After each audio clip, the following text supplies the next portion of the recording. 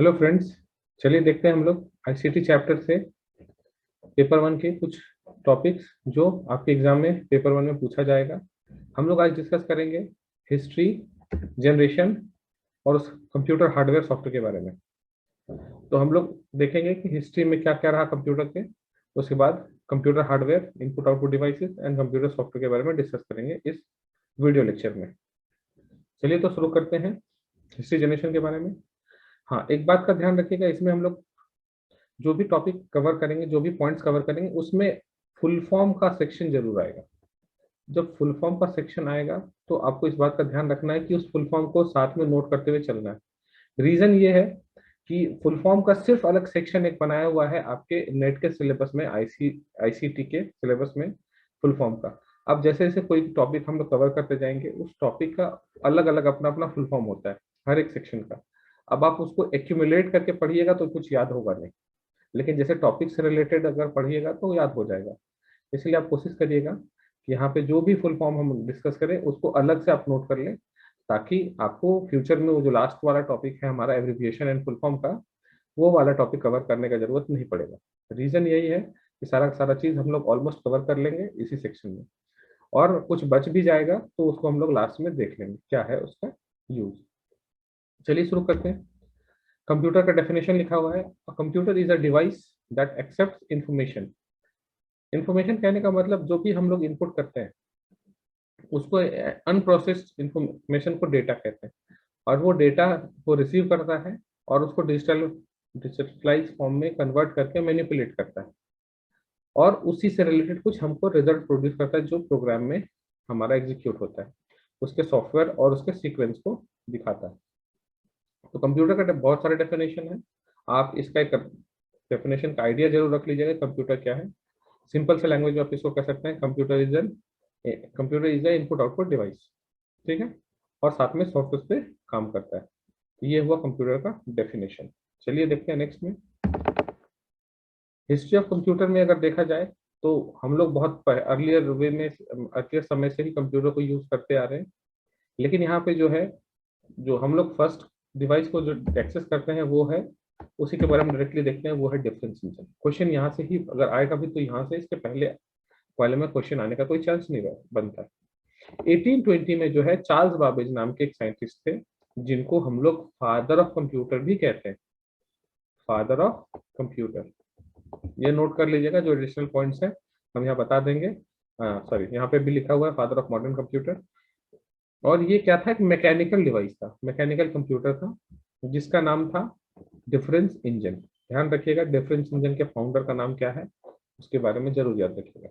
Father of computer Charles Babbage. यहाँ पे आता है मदर ऑफ कंप्यूटर भी, मदर ऑफ कंप्यूटर, तो इनका नाम था लेडी एडा ऑगस्टा। ठीक है, याद, ये पॉइंट एडिशनल जो जो बताएंगे यहाँ पे आप नोट कर लीजिएगा अपने नोट में, इससे आपको आसानी होगा याद करना। तो father of computer Charles Babbage and mother of computer जो है ऑगस्टा। फर्स्ट डिवाइस जो चार्ल्स बाबेज के द्वारा बनाया गया था वो था डिफरेंस इंजन। याद रखिएगा, ईयर याद रखने की जरूरत नहीं है। रीजन ये है कि ईयर से रिलेटेड क्वेश्चन नहीं पूछेगा कभी भी, और खास करके नेट वाले पेपर में तो नहीं पूछेगा कभी भी। दूसरा है एनालिटिकल इंजन। डिफरेंस इंजन के जस्ट बाद बना था।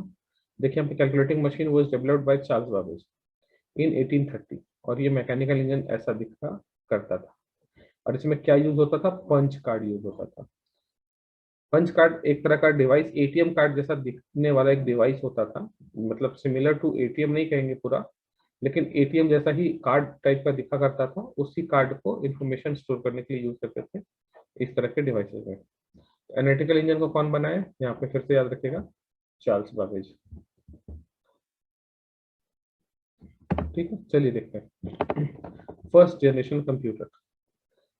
जब भी आप अलग अलग बुक फॉलो करेंगे, अलग अलग, तो उसमें ध्यान रखिएगा ईयर जो है वो डिफरेंट होता है, अलग अलग दिखेगा। तो इस चीज का एक ध्यान में आपको ये रखना है कि ये जो ईयर दिया हुआ है इसको आपको याद नहीं करना है।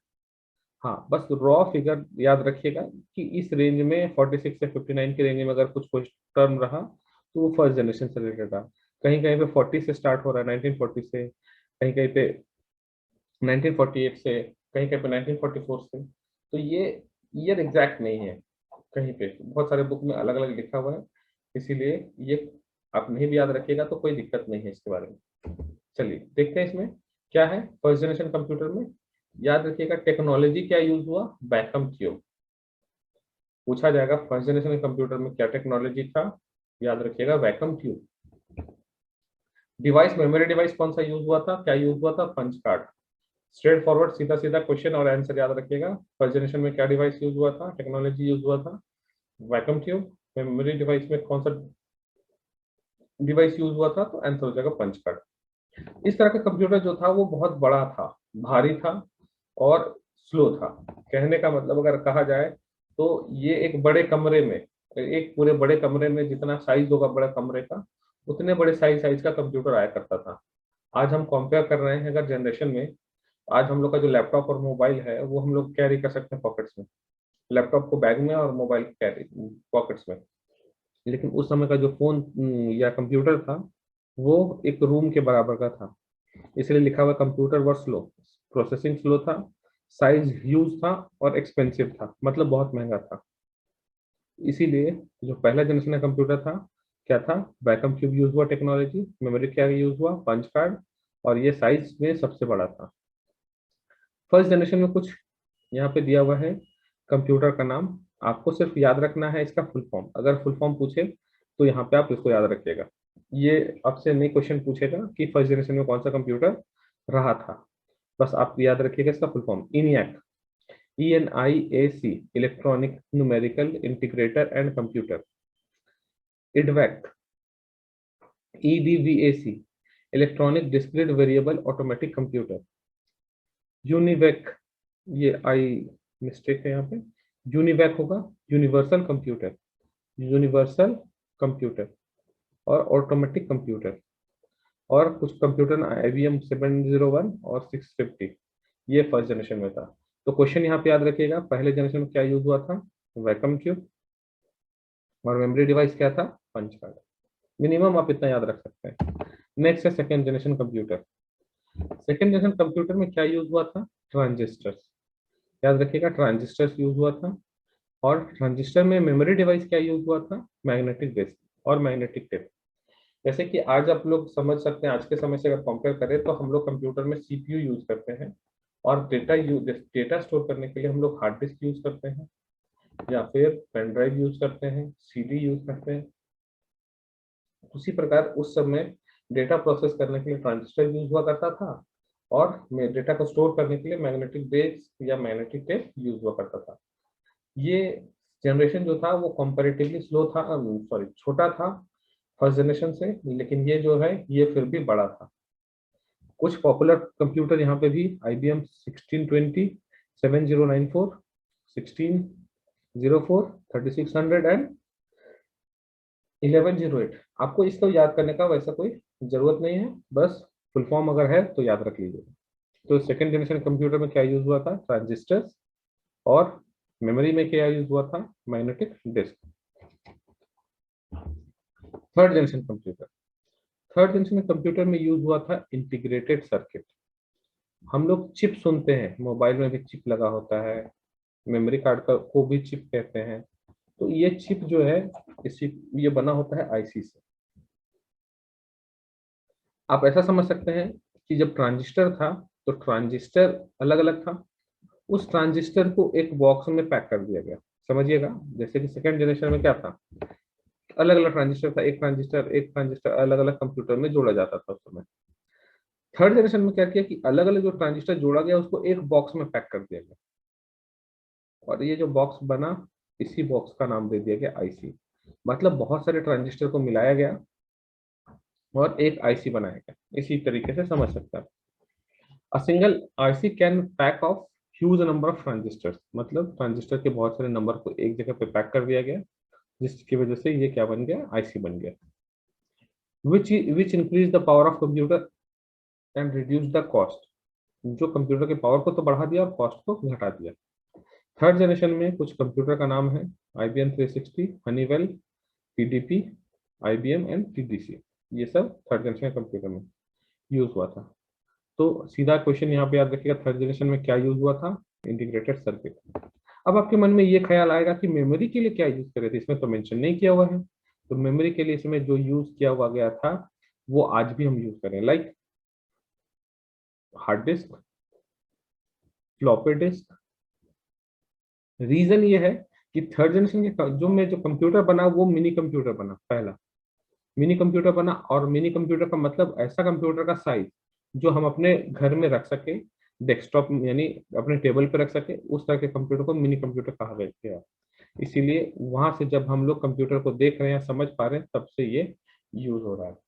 तो थर्ड जनरेशन में क्या यूज हुआ, हार्ड डिस्क, फ्लॉपी डिस्क, जो आज भी हम लोग यूज कर रहे हैं। इसलिए इसमें कुछ यूनिक नहीं था, इसी वजह से हम इसे मेंशन नहीं किया। चलिए नेक्स्ट जनरेशन है फोर्थ जनरेशन। फोर्थ जनरेशन में यूज हुआ माइक्रो प्रोसेसर। माइक्रो प्रोसेसर, अभी आपको बताया सेकंड जनरेशन में ट्रांजिस्टर यूज हुआ था, थर्ड में आईसी यूज हुआ था। आईसी कैसे बना था, बहुत सारे ट्रांजिस्टर को क्या किया गया, एक डब्बे में पैक कर दिया गया और उसको क्या बना दिया गया, आईसी। अब माइक्रो प्रोसेसर के साथ क्या क्या हुआ, बहुत सारे माइक्रो आईसी को क्या किया गया, छोटा छोटा आईसी को एक बॉक्स में पैक कर दिया गया। ये आईसी क्या बन गया, जो बॉक्स में पैक हुआ, माइक्रो प्रोसेसर। ठीक है, तो मतलब ट्रांजिस्टर अलग था, ट्रांजिस्टर के कॉम्बिनेशन से आईसी बना और आईसी के कॉम्बिनेशन से अब माइक्रो प्रोसेसर बना। और ये कौन सी जनरेशन में है, फोर्थ जनरेशन में।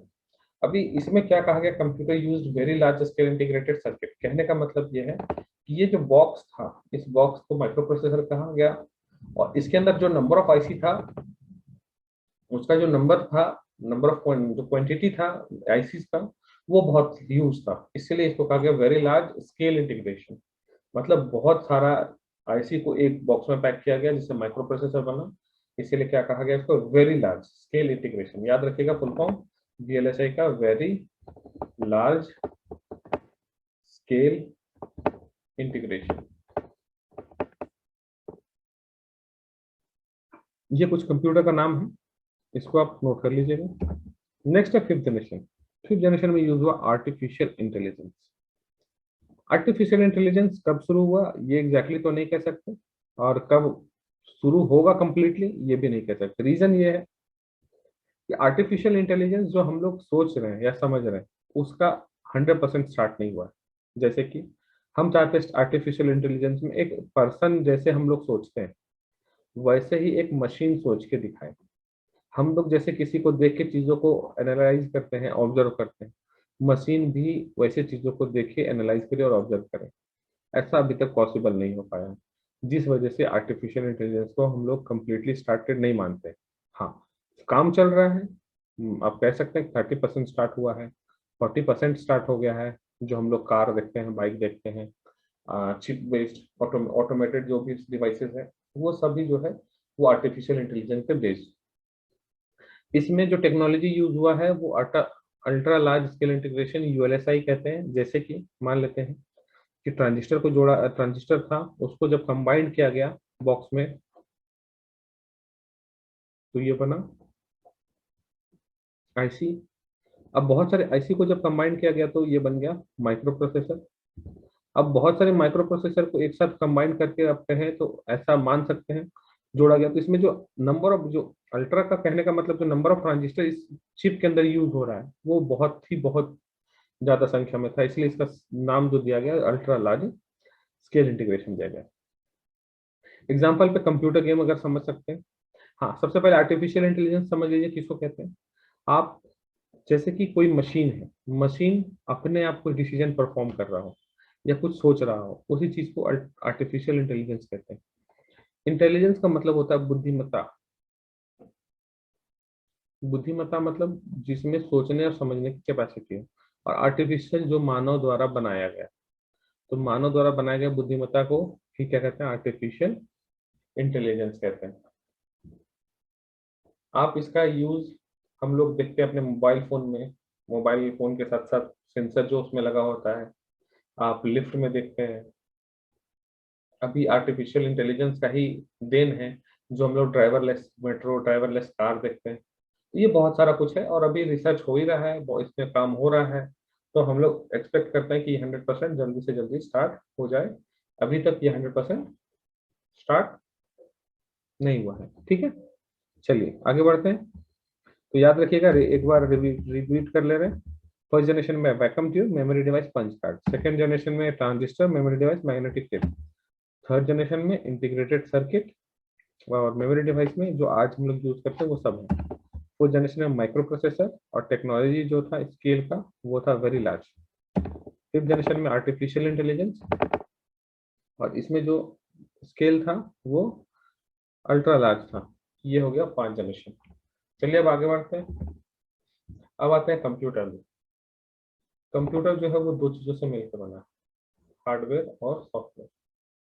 कंप्यूटर कहते किसको है, इसका डेफिनेशन ऑलरेडी हम लोग डिस्कस कर चुके हैं। जो इंफॉर्मेशन को रिसीव करेगा और डिजायर्ड आउटपुट देगा जो हम लोग चाहते हैं उसके अनुसार। जैसे कि अगर हम अब गाना सुन रहे हैं तो इनपुट करेंगे कोई भी सॉन्ग में, तो वो हम चाहते हैं वो गाना प्ले हो, तो वो डिजायर आउटपुट है, तो वो गाना ही प्ले होगा और कुछ काम नहीं होगा उसमें। तो उस तरीके से कह सकते हैं कि जो हमारा डिजायर आउटपुट है वो कंप्यूटर हमको देता है। कंप्यूटर दो चीजों से मिलकर बना है, हार्डवेयर और सॉफ्टवेयर। हार्डवेयर उसको कहते हैं जिसको हम लोग छू सके या टच कर सके या फील कर सके, इसको कहते हैं टेंजिबल। टेंजिबल का मतलब ये होता है जिसको छू सके, महसूस कर सके, उसको टेंजिबल कहते हैं। और हार्डवेयर एक टेंजिबल डिवाइस है। इनटेंजिबल डिवाइस है ये क्योंकि हम लोग इसको छू नहीं सकते। रीजन ऐसा है कि software can be touched but hardware can be touched. तो ऐसा कंप्यूटर में कोई भी डिवाइस जो हम टच कर पा रहे हैं कंप्यूटर के अंदर वो हार्डवेयर कहलाएगा। हार्डवेयर को फर्दर वैसे तो ब्रॉडली हम लोग दो ही पार्ट में डिवाइड करते हैं, लेकिन यहाँ पे थर्ड पार्ट भी है, प्रोसेस।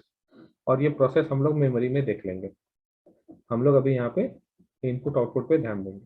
प्रोसेस का काम जो है वो मेमोरी डिवाइस और मेमोरी में होता है।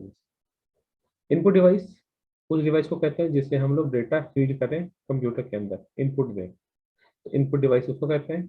इनपुट देने के बाद प्रोसेस होगा, और प्रोसेस होने के बाद वो दिखाई जहां देगा उस डिवाइस को हम लोग क्या कहते हैं, आउटपुट डिवाइस कहते हैं।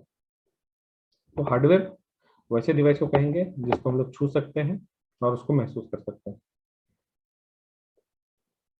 इनपुट डिवाइस स्पेसिफिकली कहा जाए तो इनपुट डिवाइस वैसा डिवाइस कहते हैं जिससे हम डेटा इंसर्ट कर सकते हैं कंप्यूटर के अंदर। आउटपुट वैसा डिवाइस जो हम इनपुट किए हैं वो उसका रिजल्ट क्या हो रहा है वो हमको आउटपुट डिवाइस में दिखेगा। ये आपका डेफिनेशन लिखा हुआ, आप इसको एक बार पढ़ लीजिएगा। नेक्स्ट है keyboard.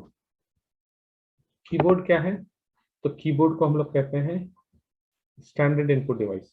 Standard input device, number of keys जो है वो 84 से लेके 101 102 तक होता है।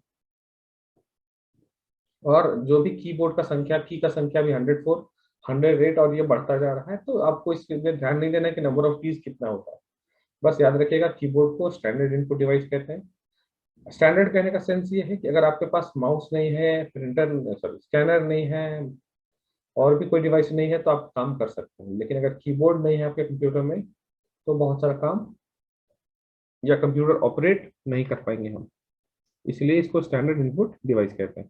कंप्यूटर में फंक्शन की, कंप्यूटर के कीबोर्ड में फंक्शन की 12 होता है। एकदम सीधा सीधा याद रखें कितना फंक्शन की होता है, तो 12 होता है।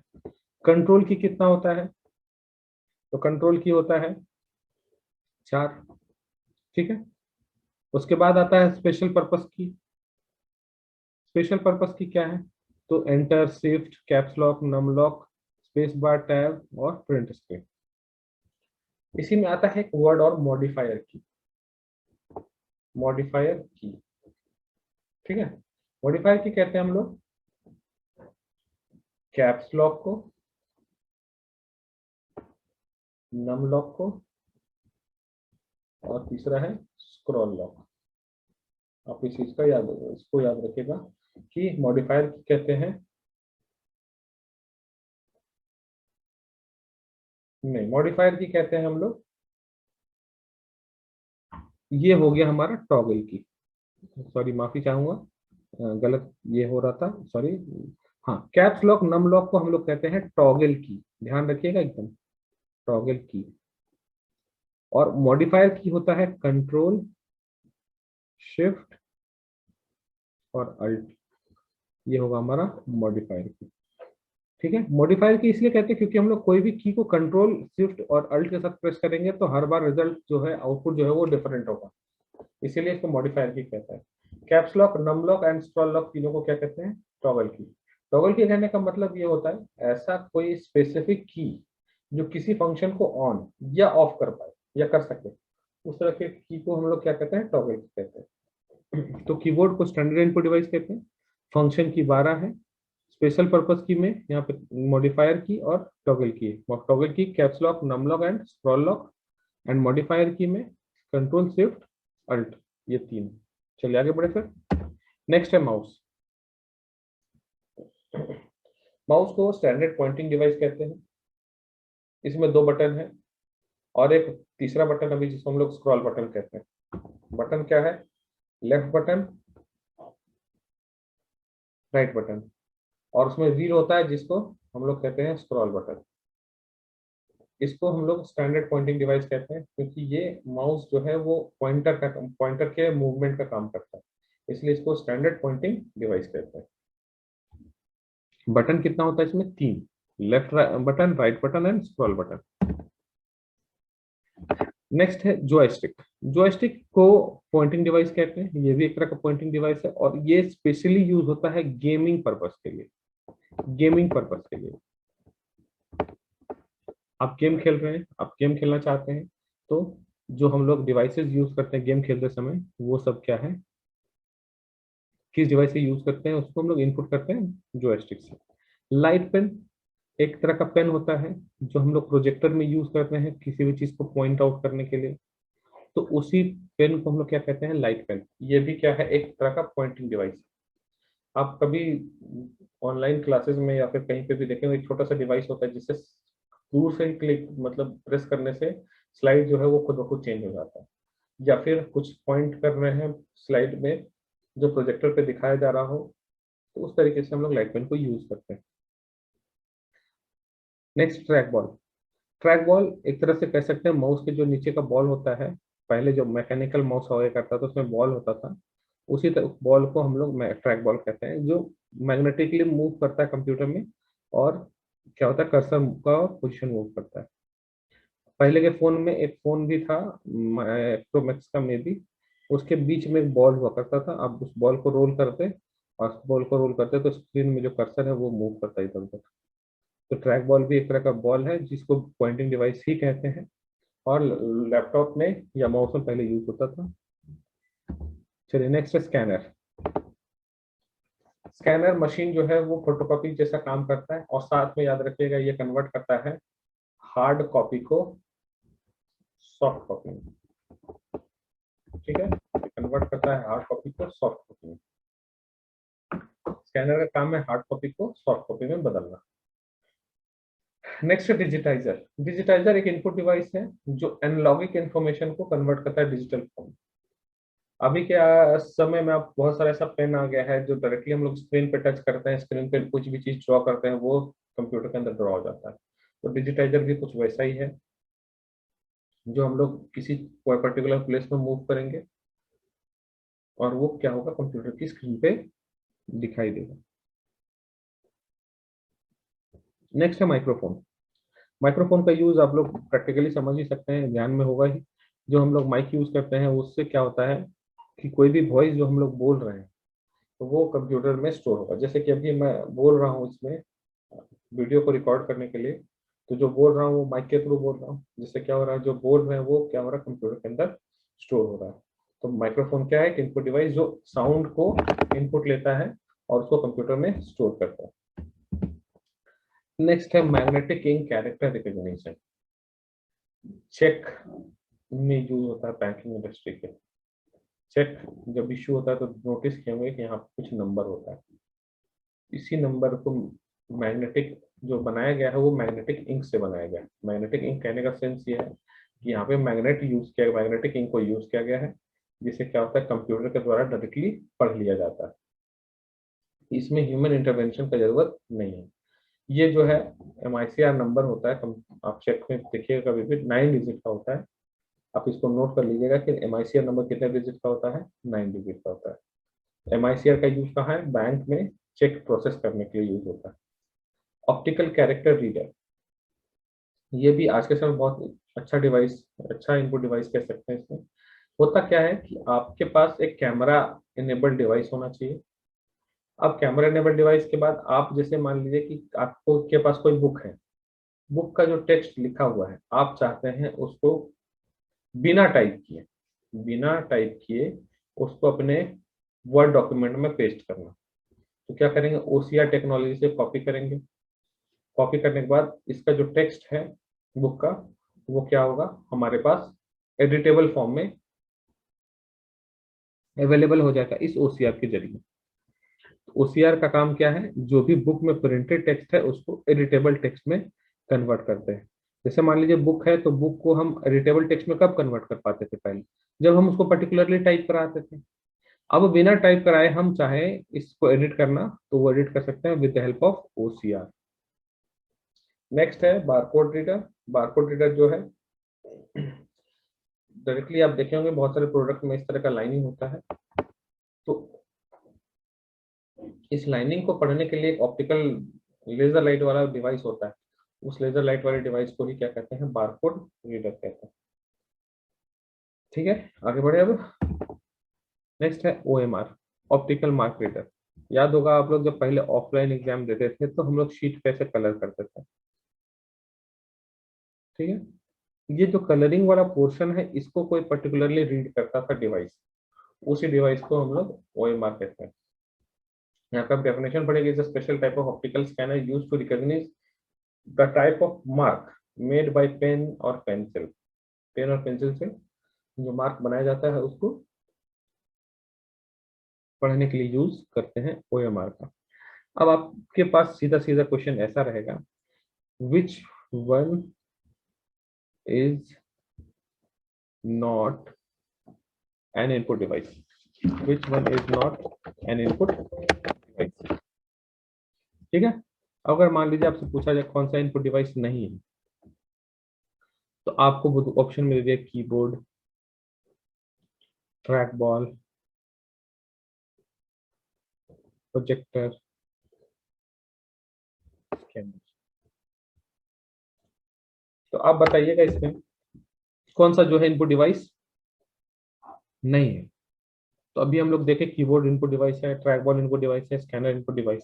इनपुट डिवाइस कौन सा नहीं है, आंसर हो जाएगा प्रोजेक्टर। इस तरीके का क्वेश्चन आपका इनपुट आउटपुट डिवाइस से सीधा सीधा रहता है, और हो सकता है फुल फॉर्म से आप इस चीज को देख सकते हैं, फुल फॉर्म में क्या क्या दिया हुआ है। नेक्स्ट आते हैं आउटपुट डिवाइस। इनपुट करने के बाद प्रोसेस होता है, प्रोसेस होने के बाद जो रिजल्ट हम लोग को चाहिए वो रिजल्ट हम लोग कहाँ देख पाते हैं, कहाँ देखते हैं, तो वो देखते हैं हम लोग आउटपुट डिवाइस में। तो आउटपुट डिवाइस का काम है रिजल्ट को डिस्प्ले करना। आउटपुट डिवाइस में सबसे पहला नाम आता है मॉनिटर का। इसको हम लोग कहते हैं standard output device. Standard output device, standard output device कहने का मतलब ये है कि अगर कंप्यूटर में मॉनिटर नहीं होगा तो आप कोई काम नहीं कर सकते। ठीक है, तो मिनिमम रिक्वायरमेंट जो होता है उसी चीज को कहते हैं हम लोग स्टैंडर्ड, क्योंकि ये एक आउटपुट डिवाइस है और ये होना ही चाहिए कंप्यूटर में, अदरवाइज हम कंप्यूटर को यूज नहीं कर पाएंगे। चलिए आगे देखते हैं, टाइप्स ऑफ मॉनिटर। मॉनिटर का अलग अलग टाइप्स था। पहला था सीआरटी, जो याद होगा बल्कि टीवी हुआ करता था, ह्यूज साइज में, पीछे से भी आगे से भी और चौड़ाई में भी। अभी तो हम लोग फ्लैट टीवी यूज करते हैं जिसका साइज जो है वो क्या होता है, कॉम्पैक्ट हो गया है। आप रेक्टेंगुलर साइज कह सकते हैं या फिर क्यूबॉइड साइज कह सकते हैं। पहले का जो साइज था वो बहुत बल्कि था, मतलब इस तरीके से समझिएगा, आप याद होगा तो ऐसे पीछे भी निकला होता था और जो हमारा टीवी का साइज था वो भी बड़ा था। तो उस तरह के टीवी को सीआरटी कहते हैं। तो सीआरटी का full form cathode ray tube, ध्यान रहे जहां भी फुल फॉर्म दिखे उसको आपको याद रखना है, मगअप कर लेना है। ठीक है, नेक्स्ट है एलसीडी, दूसरा टाइप आया एलसीडी, जिसका फुल फॉर्म होता है लिक्विड क्रिस्टल डिस्प्ले। तीसरा टाइप है टीएफटी, फुल फॉर्म है थिन फिल्म ट्रांजिस्टर। और चौथा है एलईडी, आजकल हम लोग एलईडी टीवी यूज करते हैं अधिकतर, और एलईडी मॉनिटर यूज करते हैं। तो लाइट इमिटिंग डायोड, ये है टाइप्स ऑफ मॉनिटर। नेक्स्ट है प्रिंटर। प्रिंटर का काम है सॉफ्ट कॉपी को हार्ड कॉपी में बदलना। जैसे कि कोई भी पीडीएफ फाइल है आपका, आप चाहते हो उसका प्रिंट आउट लेना, तो पीडीएफ तो सॉफ्ट कॉपी है ना, उसका जब हम आउटपुट लेंगे यानी प्रिंट आउट लेंगे तो वो क्या बदल जाएगा, हार्ड कॉपी में बदल जाएगा। तो सॉफ्ट कॉपी को हार्ड कॉपी में बदलने का काम कौन करता है, प्रिंटर करता है। अब आते हैं टाइप्स ऑफ प्रिंटर में। इसमें थोड़ा ध्यान रखिएगा, इससे क्वेश्चन बनता है, सीधा सीधा क्वेश्चन बनता है। क्या क्वेश्चन बनता है वो हम लोग यहाँ डिस्कस करते हैं। पहला है इम्पैक्ट प्रिंटर। इम्पैक्ट प्रिंटर कहते हैं किसको, यहाँ पे लिखा हो इट टचेस पेपर फिजिकली। आप ऐसा प्रिंटर देखे होंगे जहाँ पे स्ट्राइक होता हो पेपर पे, जैसे कि आप नोटिस करिए, याद करिए, रिमेम्बर करिए टाइपराइटर को। तो टाइपराइटर में कोई की प्रेस करते थे, तो की प्रेस करने के बाद एक स्ट्रोक निकलता था यहाँ से, और पेपर पे रखा हुआ रिबन जो है उस पे जाके वो स्ट्रोक को करता था। ये स्ट्रोकर स्ट्राइकर जो है स्ट्रोक करेगा, तो यहाँ पे एक लेटर छप गया। तो क्या हुआ, ये प्रिंटर का जो प्रिंटिंग हेड है और यहाँ पे जो पेपर है एक दूसरे को फिजिकली टच कर रहा है।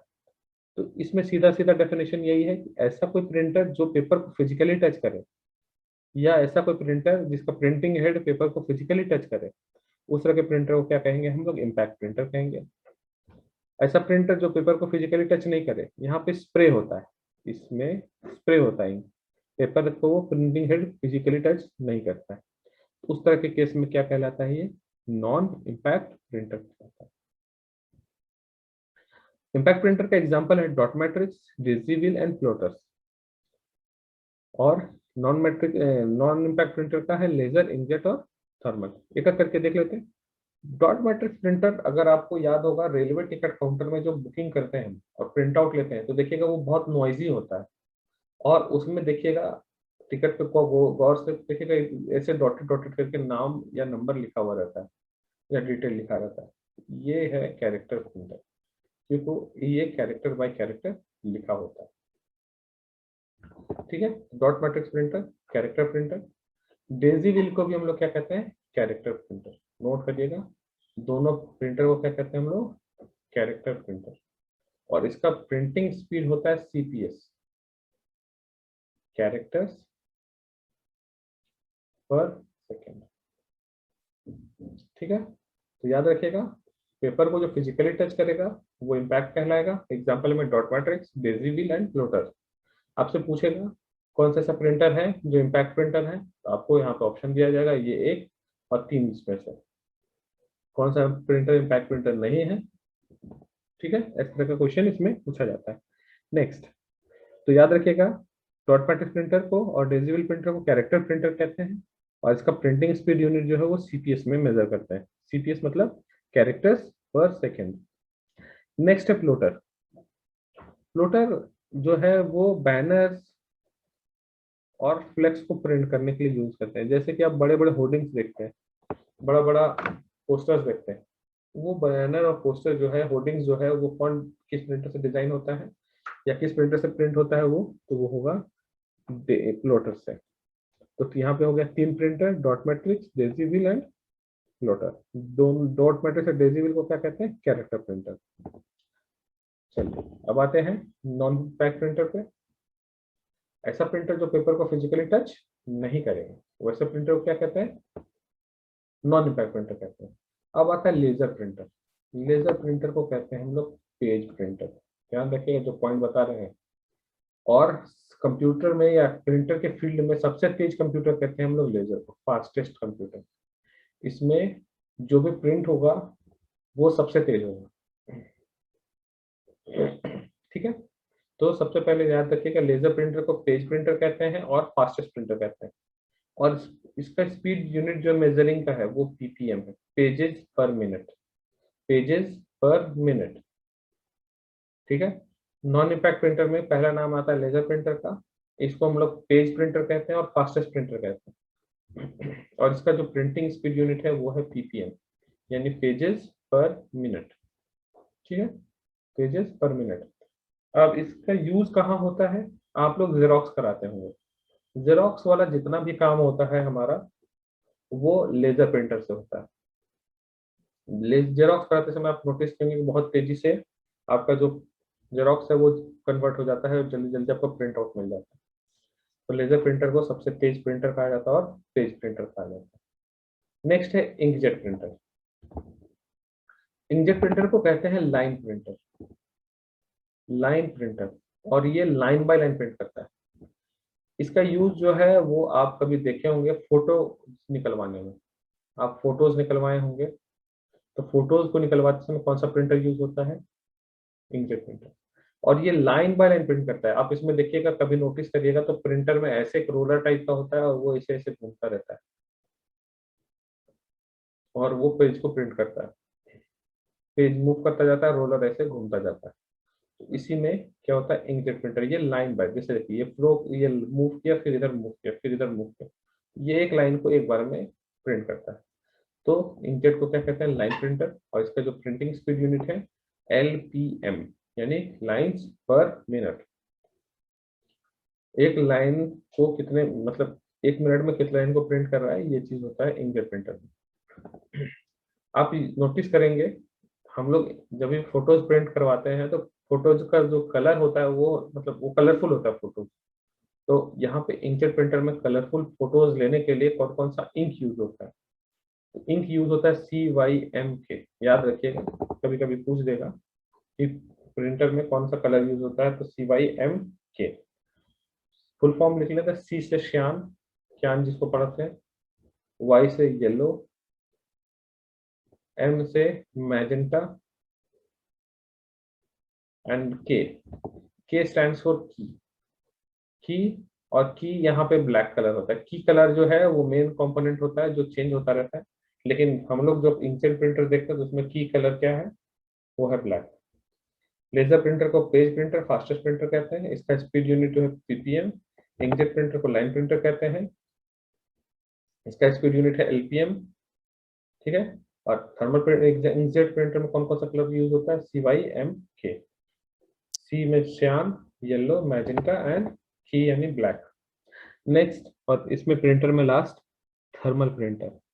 थर्मल प्रिंटर होता है छोटा प्रिंट जैसा प्रिंटर ही होता है और बहुत छोटे स्पेस में यूज किया जाता है।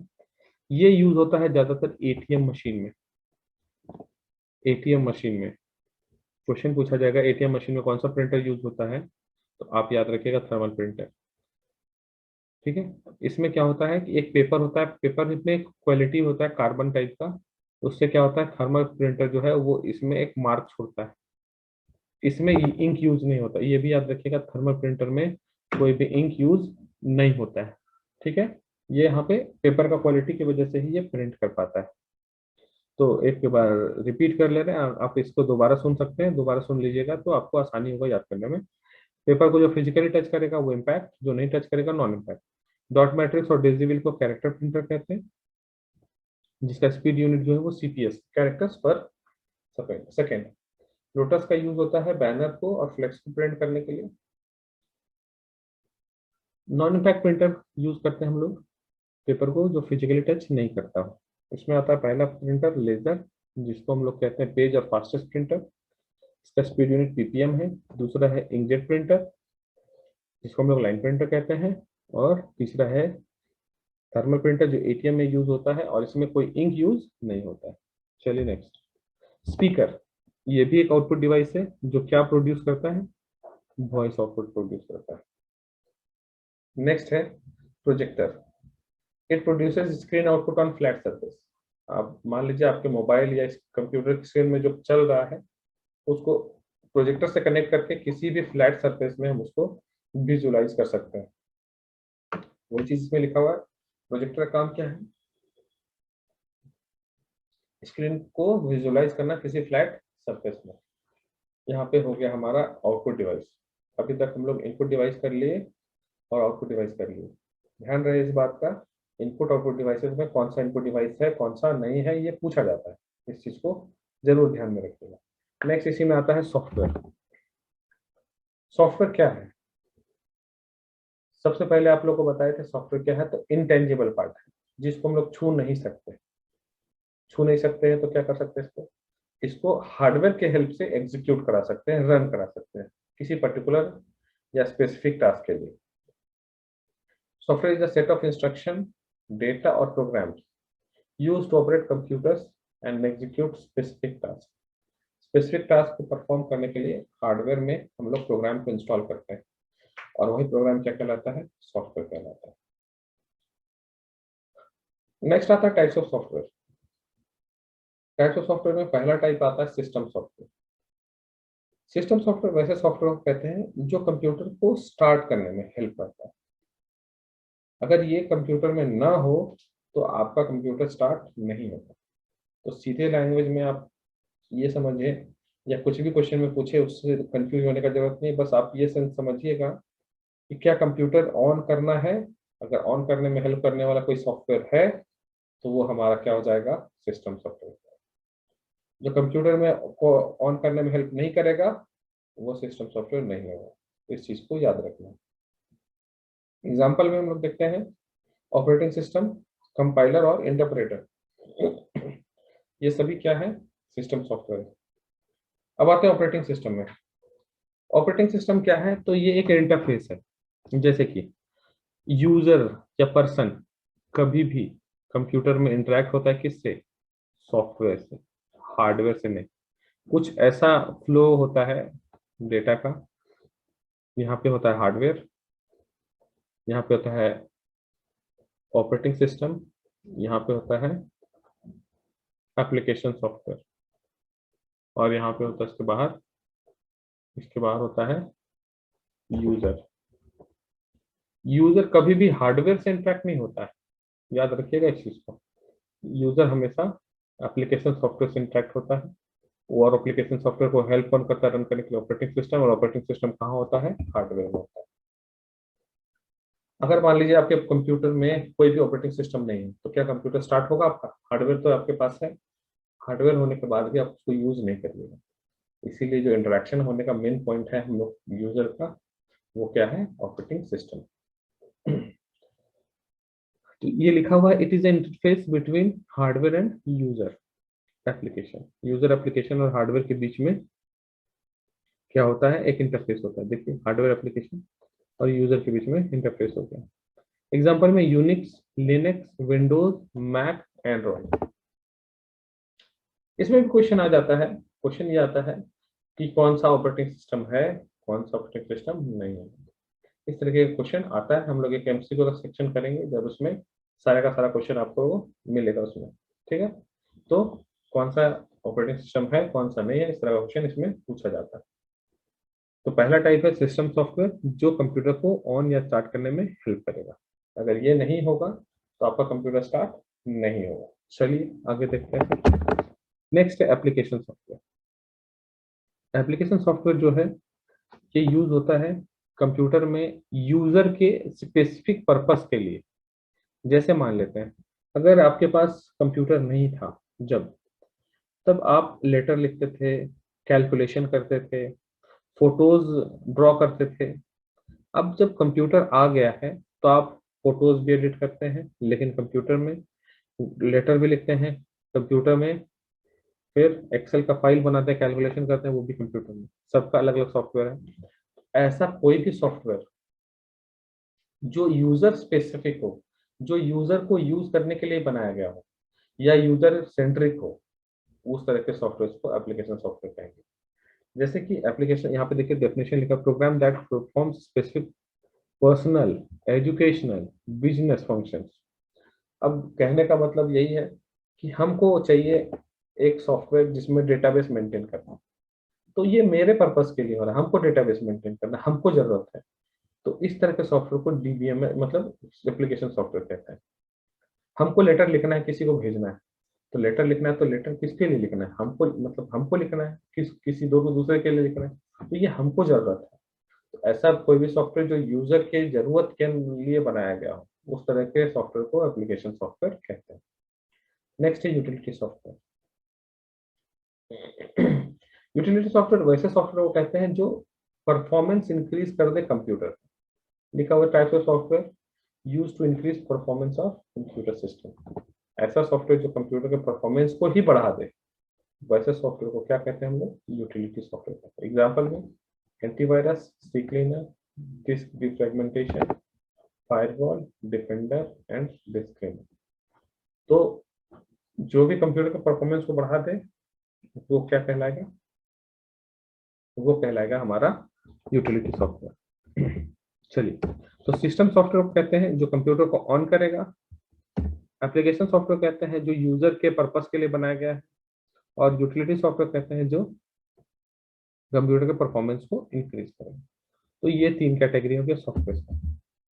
तो यहाँ पे हम इस वीडियो को कंप्लीट करते हैं। हम लोग इसमें कवर किए hard history generation and hardware software के बारे में। अगले वीडियो में हम लोग मेमोरी और मेमोरी यूनिट को देखेंगे। आपको याद रखना है जो जो पॉइंट्स बताए जरूरी है, मेजर पॉइंट याद रखिएगा और इसी तरीके से इसको करेंगे। इसका एमसीक्यू हम लोग करेंगे एक वीडियोज में, जहाँ पे हम लोग कंप्लीट आईसीटी का सेक्शन कंप्लीट करने के बाद एक एमसीक्यू का वीडियो रखेंगे। एब्रिविएशन, हर एक टॉपिक में, हर एक छोटे छोटे सेक्शन में आपको एब्रिविएशन मिलेगा। आप उस एब्रिविएशन को भी साथ में लेते हुए चलिएगा। आखिरी में हम लोग को बर्डन कम होगा जब हम लोग आईसीटी को कंप्लीट करेंगे, उसमें हम लोग कम एब्रिविएशन को भी करेंगे तो चल जाएगा, क्योंकि ऑलरेडी हम लोग इसमें डिस्कस करते हुए जा रहे हैं। चलिए, तो आज के लिए इतना ही।